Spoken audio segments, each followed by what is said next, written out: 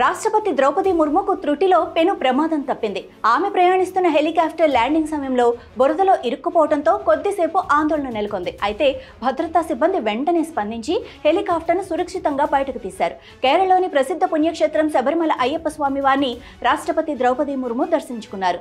పంబా నుంచి ఇరుముడితో ఆలయానికి చేరుకున్న రాష్ట్రపతికి అధికారులు, అర్చకులు పూర్ణ కుంభంతో స్వాగతం పలికారు. ఈ సందర్భంగా మాల ధరించి ఇరుముడితో 18 మెట్లు ఎక్కి అయ్యప్పను దర్శించుకున్నారు.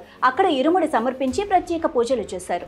7 దశాబ్దాలుగా నా నగరాన్ని, నా కన్నడ సంస్కృతిని ప్రేమిస్తున్నానని, నేను కన్నడిగనని చెప్పడానికి గర్వంగా ఉందని బయోకాన్ సీఎండీ కిరణ్ మంజుదార్ షా చెప్పారు. పైగా తాను చేసిన ట్వీట్ లేదా తనపై సాగుతున్న ట్రోల్స్ పై ఎవరికీ సమాధానం చెప్పాల్సిన అవసరం లేదని ఆమె స్పష్టం చేశారు.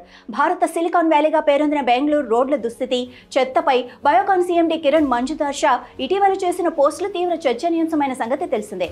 ఆమె తీరుపై రాష్ట్ర ప్రభుత్వం ఆగ్రహం వ్యక్తం చేయగా నెట్టింట పెద్ద ఎత్తున విమర్శలు వచ్చాయి. ఆమె నిజమైన కన్నడవాసి కాదంటూ పలువురు ట్రోల్ చేశారు. తమిళనాడు రాజకీయాల్లో ప్రవేశించిన ప్రముఖ నటుడు విజయ్కి అన్నాడీఎంకే సీనియర్ నేత, మాజీ మంత్రి ఆర్పి ఉదయ్ కుమార్ కీలక సూచనలు చేశారు.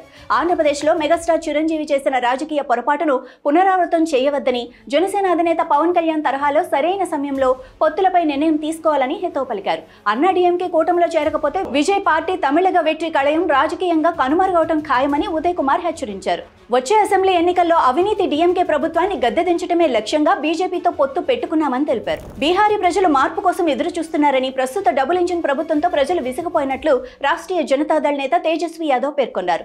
నిరుద్యోగం, వలసలతో బీహారీలు బాధపడుతున్నట్లు తెలిపారు. ఎన్నికల ఎజెండాను ఆర్జేడీ నేత తేజస్వి యాదవ్ ప్రకటించారు. జీవికా దీదీల నెలవారీ జీతాన్ని 30,000 చేయనున్నట్లు చెప్పారు.